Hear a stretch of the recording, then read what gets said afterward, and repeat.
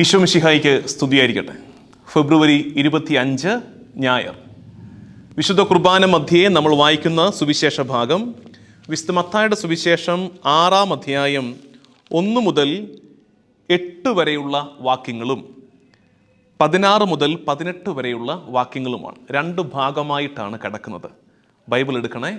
മത്തായിയുടെ സുവിശേഷം 6-ാം അധ്യായം 1 മുതൽ 8 വരെയുള്ള വാക്യങ്ങളും 16 മുതൽ 18 വരെയുള്ള വാക്യങ്ങളും. 3 വിഷയങ്ങളാണ് ഈശോ ഇവിടെ കൈകാര്യം ചെയ്യുന്നത്. 3 വിഷയങ്ങൾ. ഈ 3 വിഷയങ്ങൾ നമ്മൾ നമസ്കാരത്തിൽ പഠിച്ചിട്ടുള്ളതാണ്. പണ്ട് നമ്മൾ സംക്ഷേപം വെച്ച് പഠിക്കത്തില്ലായിരുന്നോ?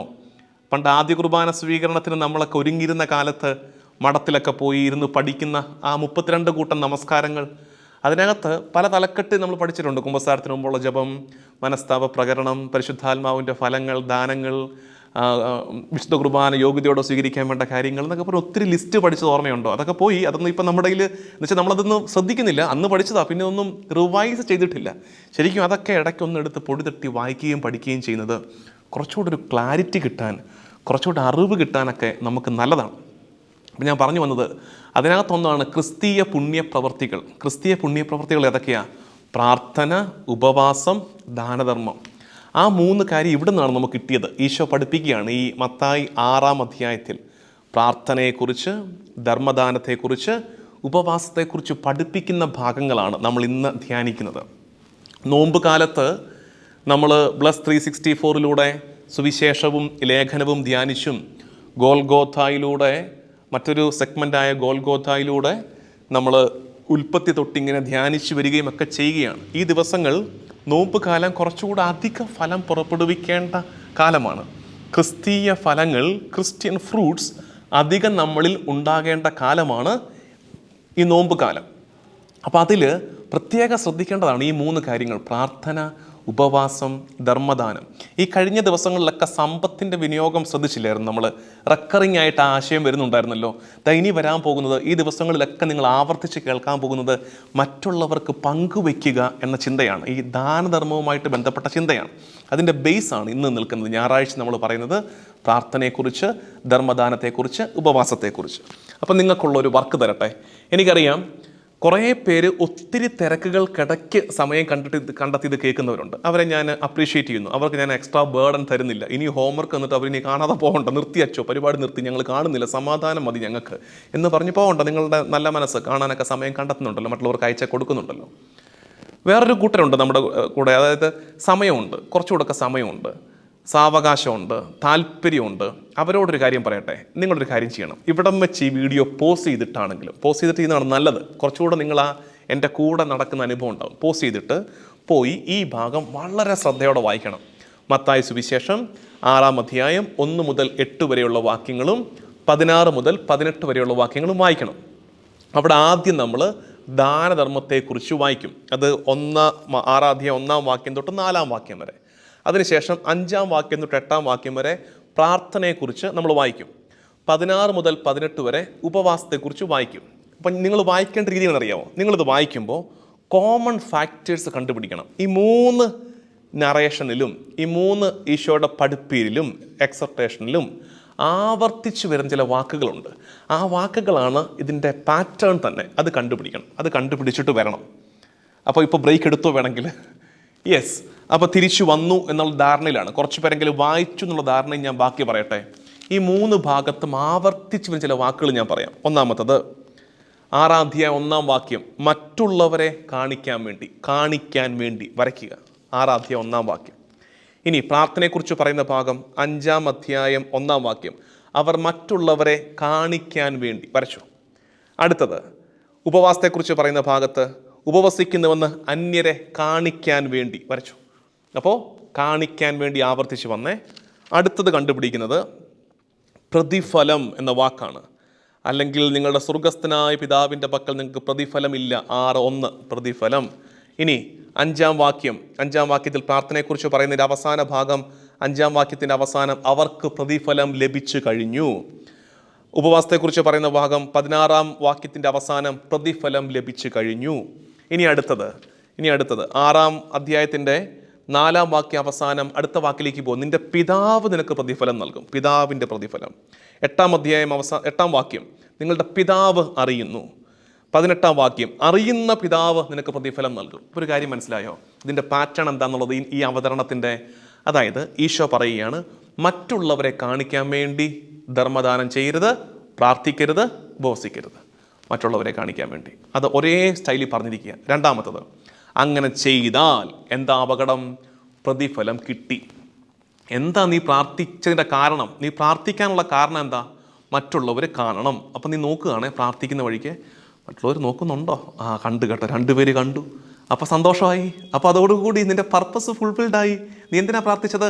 മറ്റുള്ളവർ കാണാൻ വേണ്ടി. നീ എന്തിനാ ധർമ്മം കൊടുത്തത്? പോക്കറ്റിൽ നിന്ന് കാശെടുത്ത് സ്ലോ മോഷനിലാണ്, കാരണം സമയം എടുക്കണമല്ലോ, എല്ലാവരും കാണണ്ടേ. എടുത്ത് ഇങ്ങനെ കൊടുത്ത വഴിക്ക് നമ്മൾ കണ്ടിട്ട് നോക്കുന്നു, ആരെങ്കിലും കണ്ടോ? അയ്യോടാ 2 പേര് കണ്ടു, സന്തോഷമായി, സാറ്റിസ്ഫാക്ഷൻ. അതോടെ എന്ത് പറ്റി? പോയി. അതിൻ്റെ പ്രതിഫലം ഇവിടെ കൊണ്ട് തീർന്നു. ഉപവസിക്കുമ്പോൾ അങ്ങനെ ഒരല്പം പെയിലായിട്ട് വിളറിയൊക്കെ നമ്മൾ മെയിൻറ്റെയിൻ ചെയ്യും ആ ഒരു പെയിൽ അപ്പിയറൻസ്. കാരണം എന്താ?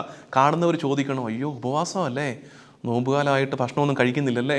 അങ്ങനെ കേൾക്കുമ്പോൾ നമുക്കും അതെ ഞാൻ ഉപവാസമാണ്, അതോടുകൂടി കഴിഞ്ഞു, അതോടുകൂടി അതിൻ്റെ പുണ്യമൊക്കെ പോയി. ഈശോ അതിനോടാണ് കലഹിക്കുന്നത്. മറ്റുള്ളവരെ കാണിക്കാൻ വേണ്ടി ചെയ്യരുത്.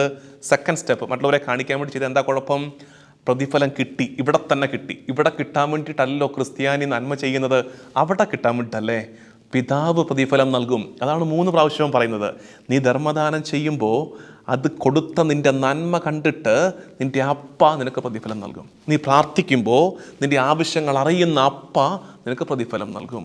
നീ ഉപവസിക്കുന്നത് കാണുന്ന പിതാവ് നിനക്ക് പ്രതിഫലം നൽകും. ആ വിചാരത്തോടെ നമുക്ക് ഈ പുണ്യപ്രവർത്തികൾ ചെയ്യാൻ തുടങ്ങണം പ്രിയമുള്ളവർ. ഇടയ്ക്ക് അല്പമൊക്കെ പാറ്റേണൊക്കെ മാറിപ്പോയി കാണും നമ്മൾ. പ്രത്യേകിച്ച് ഈ ഉപവാസവും നോമ്പും എടുക്കുന്ന കാലമല്ലേ. ഈ നോമ്പിൻ്റെ ഉപവാസത്തിൻ്റെ കാര്യത്തിൽ ഞാൻ വളരെ കൃത്യമായിട്ട് നോമ്പെടുക്കണം, ഉപവാസം എടുക്കണമെന്ന് എപ്പോഴും പറഞ്ഞ് പഠിപ്പിക്കാറുള്ള ആളാണ്. നിങ്ങൾക്കതറിയാം. അതിനകത്തൊരു വിട്ടുവീഴ്ച ഞാൻ ഒരിക്കലും വരുത്തിയിട്ടില്ല. പക്ഷേ ഒരു കാര്യം പറയാം. ചിലർ ഈ നോമ്പും ഉപവാസവും ഒക്കെ എടുത്തിട്ട് പിന്നെ അതിനുശേഷം കുടുംബസമാധാനം ഇല്ല. ഇപ്പോൾ ഉദാഹരണത്തിന് രാവിലെ തൊട്ടൊന്നും കഴിച്ചിട്ടില്ലേ, വെള്ളം മാത്രം കുടിച്ച് നിൽക്കുക. എന്നിട്ട് ഉച്ച കഴിയുന്നതോടുകൂടി കൺട്രോൾ പോയിട്ടേ പിള്ളേരുടെ നേരെയും ജീവിത പങ്കാളിയുടെ നേരെയും ഒക്കെ മെക്കിട്ട് കയറുക. എന്നിട്ട് ജസ്റ്റിഫൈ ചെയ്യുന്നത് എന്താ? ഞാൻ രാവിലെ തൊട്ട് ഉപവാസമാണ് കേട്ടോ, അത് ഓർത്തേക്കണം, ഞാൻ രാവിലെ തൊട്ട് ഉപവാസമാണ്. അതിൻ്റെ ഫ്രസ്ട്രേഷനൊക്കെ ഞാൻ കാണിച്ചു തന്നിരിക്കും. അങ്ങനെ ഫ്രസ്ട്രേഷൻ കാണിക്കാനാണെങ്കിൽ പിന്നെ എന്തിനാണ് ഉപവാസം എടുക്കുന്നത്? വല്ലതും കഴിച്ചിട്ട് സമാധാനത്തോടെ ഇരിക്കുക, ബാക്കിയുള്ളവർക്കൂടെ സമാധാനം ഉണ്ടാകട്ടെ. ശരിക്കും നമ്മുടെ പുണ്യപ്രവർത്തികളെന്ന് പറയുന്നവ മറ്റുള്ളവർക്ക് ഭാരമായും ദുരിതമായിട്ടും മാറുന്നുണ്ടെങ്കിൽ നമ്മൾ ചെയ്യേണ്ടത്, നമ്മൾ മനസ്സിലാക്കുക, ഇപ്പം എന്നെക്കൊണ്ട് അതിനുള്ള ആവതില്ല, ഇപ്പം എന്നെക്കൊണ്ട് ഇത്രയും പ്രാർത്ഥിക്കാനുള്ള ആവതില്ല, ഇപ്പം എന്നെക്കൊണ്ട് ഇത്രയും ഉപവസിക്കാനുള്ള ആവതില്ല. അതുകൊണ്ട് എന്ത് ചെയ്യണം? സ്റ്റെപ്പ് ബാക്ക് ചെയ്യണം. ഒന്നുകൂടൊന്ന് എളിമപ്പെട്ട്, കർത്താവേ എന്നെക്കൊണ്ട് പറ്റുന്നില്ല, സഹായിക്കണേ എന്ന് പറഞ്ഞിട്ട് മെല്ലെ മെല്ലെ കയറി വരാം. എന്തിനാണ് ഇത്രയും സ്ട്രെസ്ഫുൾ സ്പിരിച്വാലിറ്റി ജീവിക്കുന്നത്? സ്ട്രെസ്ഫുൾ സ്പിരിച്വാലിറ്റി ജീവിക്കേണ്ട. കർത്താവ് അത് ആഗ്രഹിക്കുന്നില്ല. സമാധാനത്തോടെ, സന്തോഷത്തോടെ, പരസ്പര സ്നേഹത്തോടെ ഒക്കെ അത് ചെയ്താൽ മതിയാകും. അതുകൊണ്ട് ഈ പ്രാർത്ഥന, ഉപവാസം, ധർമ്മദാനം അതിനെക്കുറിച്ച് നല്ല ധാരണ ഉണ്ടാകട്ടെ. ഇനി നമ്മൾ ലേഖനത്തിലേക്ക് പോവുകയാണ്. നമുക്ക് ഈ നോമ്പ് കാലത്ത് നമ്മൾ ലേഖനവും പറഞ്ഞാണല്ലോ പോകുന്നത്. ലേഖനത്തിലേക്ക് വരാം. കോറിന്തോസുകാർക്കുള്ള 2-ാം ലേഖനത്തിൻ്റെ 8-ാം അധ്യായം 9 മുതൽ 15 വരെയുള്ള വാക്യങ്ങളാണ്. 2 കോറിന്തോസ് 8, 9 മുതൽ 15 വരെ. അതിനകത്ത് 1-2 ചോദ്യങ്ങളുടെ ഉത്തരങ്ങൾ വളരെ വ്യക്തതയോടെ പൗലോസ്ലീഹ തരുന്നുണ്ട്. അതായത് ഈ ധർമ്മദാനം ചെയ്യണമെന്ന് ഇങ്ങനെ പറഞ്ഞുകൊണ്ടിരുന്നാൽ എൻ്റെ കയ്യിലൊന്നും ഇല്ലല്ലോ അച്ചോ, എൻ്റെ കയ്യിലൊന്നും ഇല്ലല്ലോ, ഞാൻ എവിടെ നിന്ന് എടുത്ത് തരും?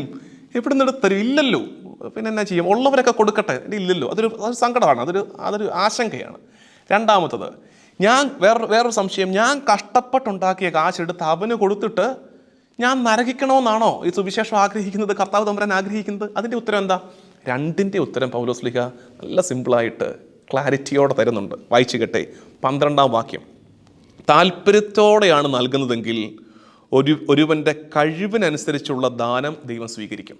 അതായത് നീ എത്ര നൽകുന്നു എന്നതല്ല, നീ താല്പര്യത്തോടെയാണോ കൊടുക്കുന്നത് ആണെങ്കിൽ നിൻ്റെ കഴിവിന് അനുസരിച്ചുള്ള ദാനം ദൈവം സ്വീകരിച്ചോളും. കർത്താവ് അത് കണ്ടോളും, സങ്കടപ്പെടണ്ട. എന്നിട്ട് കഴിവില്ലായ്മ കണക്കാക്കേണ്ടതില്ല. എന്നെക്കൊണ്ടൊന്നും ആകുന്നില്ല, ഇത്ര എന്നെക്കൊണ്ട് പറ്റുന്നുള്ളൂ, സാരമില്ല. നിൻ്റെ ഉള്ളിലെ താല്പര്യം ആരും കാണാത്ത നിൻ്റെ ഉള്ള ദൈവം കാണുന്നുണ്ട്. അതുകൊണ്ട് താല്പര്യത്തോടെ കൊടുക്കുക. എത്രയാണെങ്കിലും എന്നതാണെങ്കിലും താല്പര്യത്തോടെ കൊടുക്കുക. അടുത്തത്, മറ്റുള്ളവർ കഷ്ടപ്പെടരുതെന്നും നിങ്ങൾ കഷ്ടപ്പെടണമെന്നും അല്ല ഞാൻ അർത്ഥമാക്കുന്നത്. ശ്രദ്ധിച്ചേ, നിൻ്റെതെടുത്ത് കൊടുക്കാൻ പറയുമ്പോൾ മറ്റുള്ളവരാരും കഷ്ടപ്പെടരുത്, നീ നരകിച്ചു, നീ കഷ്ടപ്പെട്ടോ എന്നല്ല അർത്ഥമാക്കുന്നത്. ബാക്കി അവരുടെ സമൃദ്ധിയിൽ നിന്ന് നിങ്ങളുടെ കുറവ് നികത്തപ്പെടുന്നതിന്. എന്ത്? അതായത് നീ അവർക്ക് ചെയ്യുമ്പോൾ അവരുടെ സമൃദ്ധിയിൽ നിന്ന് നിൻ്റെ കുറവ്, നമുക്ക് വേറെ പല കുറവുകളുമുണ്ട്, നമുക്ക് കൃപയുടെ കുറവുണ്ട്, നമുക്ക് പുണ്യങ്ങളുടെ കുറവുണ്ട്.